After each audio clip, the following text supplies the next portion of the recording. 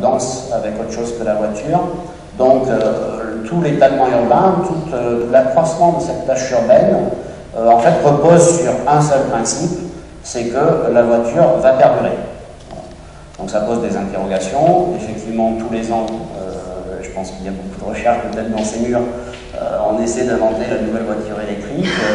Ceci dit, la voiture électrique a été inventée avant la voiture à combustion et force est de constater que les progrès sont extrêmement lents. Donc, une grosse interrogation sur la pérennité effectivement de ce modèle monofonctionnel qui repose sur une monotechnique. Voilà. Alors, avant de passer à comment densifier, simplement quelques repères. Alors d'abord, le mot de densité est extrêmement... Enfin, c'est pas qu'il est difficile à définir, c'est que tout le monde a une définition différente. On peut parler effectivement de densité de logement, on peut parler de densité de population, on peut parler, il y en a qui parlent d'intensité, c'est population plus emploi plus scolaire. On peut parler de densité d'espace public. Ensuite, on peut parler de densité une fois qu'on a un espace en termes d'emprise au sol. On peut parler de densité en termes d'emprise au sol fois le nombre d'étages, etc., etc. Donc on voit qu'il y a de multiples définitions de la densité. Et puis par ailleurs, la notion de densité change en fonction de l'échelle. L'exemple typique, c'est Paris. Vous ne trouvez pas un seul livre où la densité annoncée sur Paris est la même. Alors pourquoi ? Parce qu'il y en a qui parlent de Paris intramuros, il y en a d'autres qui parlent de Paris avec les bois de Vincennes et les bois de Boulogne. Et entre les deux, évidemment, on divise par deux, puisque c'est à peu près des superficies égales, la densité de Paris. Donc il faut se méfier à chaque fois des périmètres dont on parle et de la définition dont on parle. À La Réunion, l'ensemble de notre discours a porté sur le nombre de logements à l'hectare, qui n'est pas du tout, en fin de compte, la bonne définition pour parler de la densité vécue, de la densité en termes de ville, mais qui est la définition réglementaire des documents d'urbanisme qui est mesurée un petit peu partout en métropole, et qui est, on le verra tout à l'heure, également l'interrogation principale aujourd'hui de l'île de La Réunion, sur laquelle il y a un problème de logement peut-être sûrement plus accru qu'en métropole. Quelques repères cependant, ici vous avez quelques tissus urbains, avec donc le nombre de logements à l'hectare. Ce qu'on constate, c'est que sur des villes extrêmement denses, et le nord de Paris fait partie des records du monde, le maximum de logements à l'hectare, grosso modo, qu'on peut trouver, c'est de 600 à 700 logements à l'hectare. On est là dans les quartiers nord de Paris, qui sont d'ailleurs à la limite du supportable en termes de densité, puisqu'il ne reste quasiment plus d'espace public, plus d'espace libre pour habiter. Par contre, si on passe au sud de Paris, au sud de la Seine, on trouve l'ensemble de ces quartiers, y compris avec... Alors là, je parle vraiment en global, donc ça intègre les jardins de Luxembourg, le parc Montsouris, etc. On passe dans des tissus qui sont de l'ordre de 200 à 300 logements à l'hectare, donc un peu plus aérés, 2 fois moins, qui sont des tissus que l'on commence à retrouver dans certaines villes denses, a priori moyenâgeuses de province, comme Toulouse, le centre-ville par exemple. Des villes assez denses comptent à peu près 200-300 logements à l'hectare dans leur centre-ville. Et ensuite, on arrive à une gamme de tissus urbains entre 100 et 200 logements à l'hectare, qui sont, on va dire, les villes de province moyenne, mais qui sont quand même historiques. Et puis, entre 50 et 100 logements à l'hectare, on tombe dans les cités. Donc là, c'est quelque chose qu'on reverra tout à l'heure. Les cités, telles qu'on les connaît un petit peu partout dans nos banlieues, ne sont pas des espaces denses. Ils ont une densité de l'ordre de 5 à 6 fois moins que Paris, en termes de nombre de logements à l'hectare. Voilà, et puis en dessous de 50 logements à l'hectare, on commence à arriver dans le périurbain. Et alors là, il y a beaucoup d'exemples qui traitent de La Réunion, puisque c'est notre miroir. Bon, La Réunion a beaucoup d'espace dans cette gamme-là de tissus urbains, et il y en a même une majorité en dessous de 10 logements à l'hectare, puisque c'est 60% de la tâche urbaine. Il y avait une question? Oui, en fait, vous n'avez que des chiffres français en comparaison. Ce que vous disiez, plus de 600 logements à l'hectare, c'est très dense et ça commence à être difficile à supporter, mais vous ne comparez pas avec les villes asiatiques. Alors, ce que je peux comparer, c'est Paris. Hein. Donc Paris, en termes de logements à l'hectare, dans le nord de Paris, c'est le record du monde. On n'a pas mieux à Manhattan, on n'a pas mieux à Tokyo, mais on le verra dans la troisième partie de la présentation. Donc voilà un petit peu quelques repères dans la gamme les accroches qu'on pourrait avoir entre le nombre de logements à l'hectare et le type de ville que ça peut représenter. Ensuite, je vous ai parlé donc des définitions de la densité, des échelles, de la mobilité, et maintenant donc on va aborder le deuxième grand chapitre qui est de se dire comment est-ce qu'on peut densifier en fin de compte à l'échelle d'un grand territoire. Alors cette question, elle nous a été posée très concrètement sur l'île de la Réunion.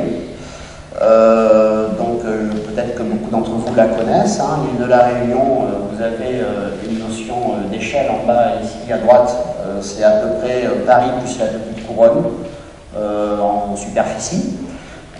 C'est une île récente qui est très atypique parce qu'elle a le volcan le plus actif du monde, elle a des remparts de 1000 mètres, il y a plein de requins, il y a des grandes épidémies de chikungunya, donc elle fait vraiment beaucoup parler d'elle régulièrement. Et cette île, en fait, a aussi pour caractéristique d'être une île très jeune qui a à peu près 500 espèces endémiques à l'intérieur, qui n'existent que là. Donc c'est une île qui est assez précieuse en fin de compte en termes d'écosystème. Quand on arrive à La Réunion avec l'avion, la première image qu'on a, c'est celle-ci. Alors cette image, c'est Saint-Denis de la Réunion, qui est la ville la plus importante d'outre-mer et qui compte à peu près 170 000 habitants aujourd'hui. Et ce qu'on constate, c'est qu'on a effectivement dans la partie basse de la ville, alors ça se situe en fait ici, hein, on a ce qu'on appelle le carré historique. Hein, le carré historique, il a été dessiné au XVIIIe siècle. C'est un carré de 100 mètres sur 90. Il a été dessiné par un géomètre qui s'appelait M. Paradis, sous pilotage du gouverneur qui s'appelait M. Banque. Je ne sais pas si vous voyez les allégories qu'on met déjà en place sur le thème de la ville, qu'on verra au troisième chapitre. Et donc M. Paradis, il a fait tout simplement un lotissement qui a perduré jusqu'aux années 60, hein, qui était très dense d'ailleurs dans les années 60. Et puis ensuite, les gens sont partis à la conquête de la montagne. Et on voit donc cette incroyable conquête. Ici, c'est la zone de Belle-Pierre, qui arrive jusqu'à ce point-là, qui est à 600 mètres quand même d'altitude. C'est-à-dire qu'il faut, comme c'est une toute petite route, il faut presque une heure hein, pour arriver à ce point-là sur l'île. Donc la Réunion est confrontée effectivement à un sujet de périurbanisation qui est peut-être encore plus accru qu'en métropole, qui va très vite. On a 20% d'accroissement de la tâche urbaine sur les 10 dernières années. Et la Réunion est également confrontée à un enjeu démographique qui là pour le coup n'a rien à voir avec la métropole, puisqu'on est à 800 000 habitants aujourd'hui et qu'ils seront 1 million dans 20 ans. Donc un accroissement de la population très important à très court terme. Alors, la seconde question que s'est posée la Réunion, c'est quand ils ont essayé de parler du SAR. Le SAR, c'est un document d'urbanisme qui existe que dans les départements d'outre-mer. C'est le schéma d'aménagement régional. Donc c'est une espèce de grand schéma d'équilibre environnementaux et humains des îles qui après donc sont déclinés dans les SCOT et dans les PLU comme en métropole. Ce SAR, il a acté donc il y a 3-4 ans l'idée qu'il n'y avait plus beaucoup d'espace qui était urbanisable à La Réunion. Alors si on voulait le schématiser, ici vous avez en vert l'espace qui est sacralisé. Donc la Réunion, c'est le plus grand parc national de France, c'est aussi un patrimoine mondial de l'UNESCO naturel, c'est aussi un patrimoine mondial de l'UNESCO culturel, avec le maloya qui est une forme de musique particulière liée à l'esclavage et à la créolité de l'océan Indien. Donc un héritage quand même très atypique mais très riche, qui a été donc très sacralisé. Du coup, l'espace qui reste à urbaniser, alors le carré noir que vous avez ici, c'est la tâche urbaine actuelle, donc c'est tout ce qui est bâti aujourd'hui. L'espace qui est vert clair, ce sont les espaces dont on a décidé politiquement qu'ils avaient un enjeu de continuité écologique ou agricole, et donc le choix a été fait de les conserver également. Et donc il ne reste pour l'urbanisation que la petite zone rouge que vous voyez s'intercaler entre le noir et le vert.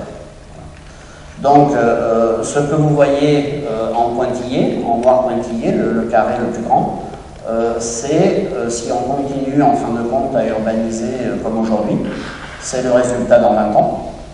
Et donc l'objectif du SAR et l'ensemble de la politique d'occupation de l'espace à La Réunion d'aujourd'hui se concentre sur le fait de rester dans le petit carré rouge.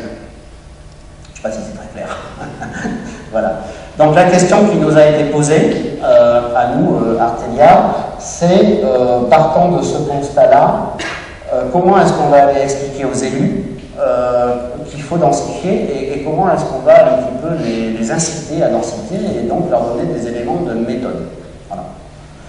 Donc on a travaillé un an et demi sur le sujet et en fin de compte, au début, on s'est dit, ah oui, juste un petit clin d'œil. Avant de commencer à travailler sur La Réunion, on a regardé un petit peu ce qui se passait dans les îles ailleurs. Et donc on a trouvé l'île la plus dense du monde, qui est intéressante. Elle est intéressante pour deux raisons.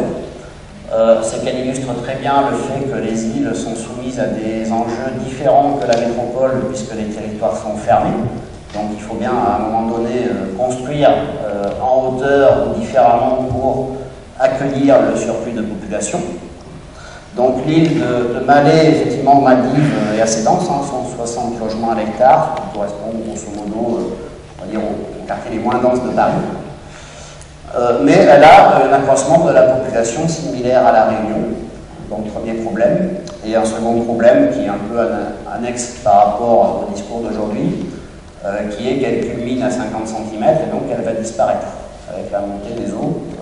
Dans les scénarios les plus optimistes, elle va disparaître dans 40 ans. Et donc l'île de Malais est l'île pilote pour mettre en œuvre l'île flottante que vous avez vue tout à l'heure, avec le programme de l'ONU des rescapés pour gérer les rescapés climatiques. Voilà. Un petit clin d'œil donc sur cette île qui est toujours intéressante à regarder pour bien illustrer les enjeux. Et puis donc un retour sur La Réunion où nous, si vous voulez, en première analyse, on s'est dit, bon voilà, on nous demande de travailler sur la densité, ça va pas être bien sorcier, on a à peu près 500 bouquins qui traitent de la densité sous la main, donc on va faire la synthèse et on va essayer d'en sortir une ligne de conduite. Et puis on s'est très vite aperçu en fin de compte que la littérature, l'ensemble de la littérature, alors au moins européenne, qui traite de la densité, s'arrête à des constats. Donc on a beaucoup d'écrits sur les constats, voilà, un tissu est dense, celui-là n'est pas dense, celui-là est moins dense. Vous ne trouverez aucun livre, aucune méthode qui traite d'une méthode de densification sur un grand territoire. Aucune. Donc on a été un peu déçus, mais on s'est mis au travail, puisqu'on avait déjà la commande, donc on ne pouvait plus reculer. Donc la première chose qu'on a faite, c'est qu'on a essayé d'expertiser les tissus urbains réunionnais pour voir s'ils avaient des affinités et si on pouvait commencer à les classer. Donc on en a trouvé, alors tout ça, ça s'est fait dans un grand comité de pilotage qui a associé tous les acteurs locaux. On en a trouvé donc une dizaine et on les a déjà cartographiés à l'échelle de l'île avec un système SIG pour se dire comme ça on a une banque de données qui nous permettra plus tard d'avoir des conclusions en fonction de ce que l'on met dans ces tissus-là. Donc première analyse. Ensuite on a rencontré beaucoup d'élus, les élus locaux, pour essayer de comprendre en fin de compte qu'est-ce que ça leur parlait, comment ils concevaient la densité. Est-ce qu'ils pensaient avoir la main? Est-ce qu'ils pensaient avoir le pouvoir de faire quelque chose? Est-ce qu'ils pensaient s'organiser? Voilà. Donc on a eu beaucoup d'échanges qui étaient évidemment très, très intéressants. Et puis ensuite, pour chacun de ces tissus, on est parti dans une analyse détaillée pour arriver à comprendre pourquoi aujourd'hui ils en étaient à un certain niveau de densité. Donc un pourquoi essentiel, c'est l'histoire des tissus urbains. Quand je parlais du géomètre Paradis tout à l'heure, effectivement, il a dessiné un tissu urbain qui a pu accueillir une densité sans problème par la suite. Il y a d'autres tissus qui ont été dessinés dès le départ et qui se sont bloqués. Donc c'est une première analyse. Et puis ensuite, on a désossé complètement, alors en prenant des petits carrés sur le territoire, on a désossé complètement l'ensemble des réseaux, des mobilités, de la voirie, pour essayer de comprendre, en fin de compte, si ces tissus-là avaient encore un potentiel de densité supplémentaire. Voilà. Donc je passe très vite, hein, parce que je pense qu'on redébattra de tout ça tout à l'heure. Une fois qu'on a fait cet exercice croisé, on a commencé à calculer une densité potentielle de chaque tissu.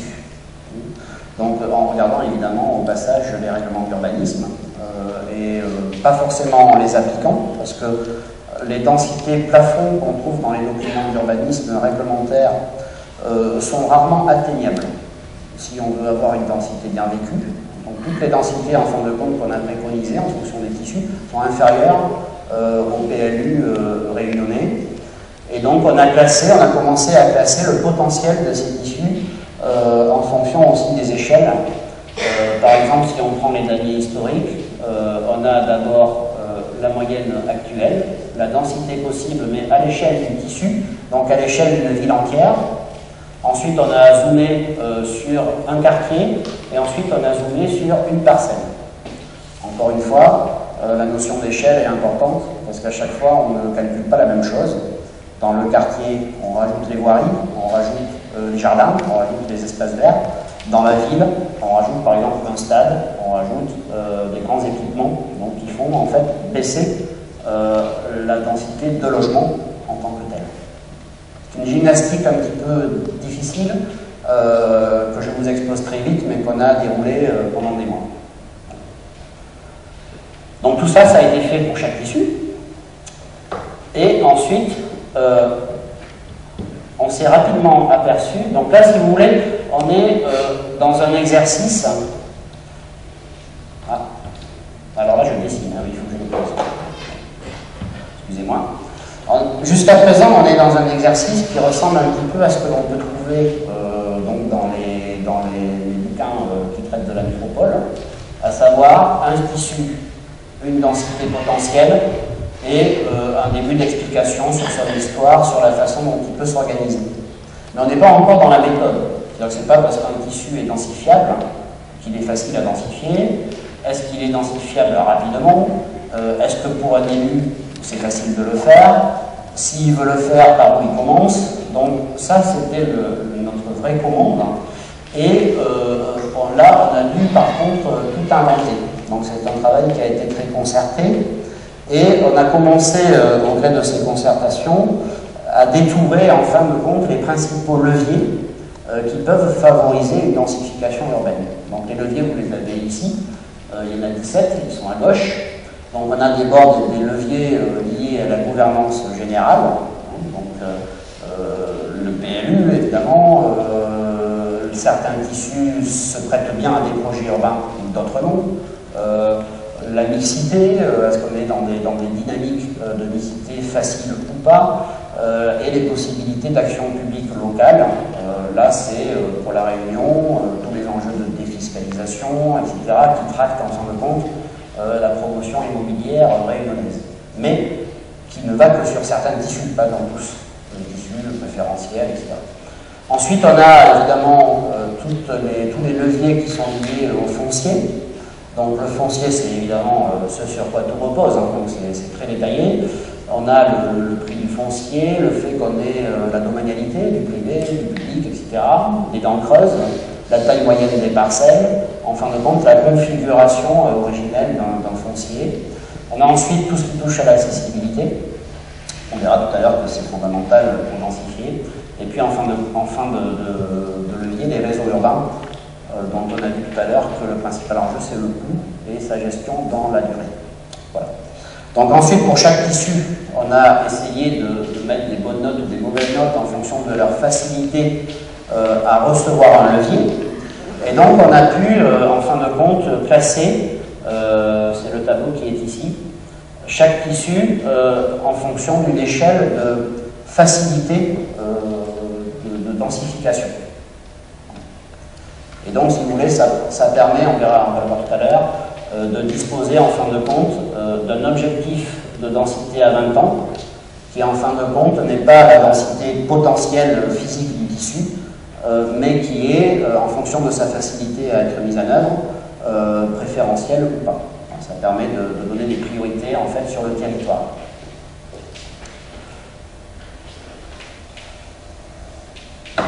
Alors ce petit tableau final, effectivement, est très important.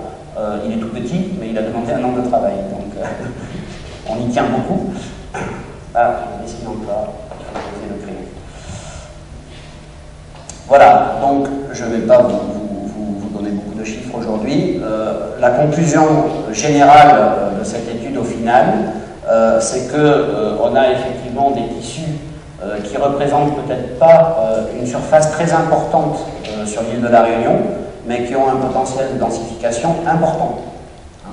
A l'inverse, on a des tissus, les grandes parcelles agricoles qui sont en habitat urbain aujourd'hui, qui, quand on a commencé l'étude, on pensait qu'elles avaient un potentiel énorme de densification, et on s'aperçoit en fin de compte que la densification est tellement difficile à enclencher qu'on laisse tomber.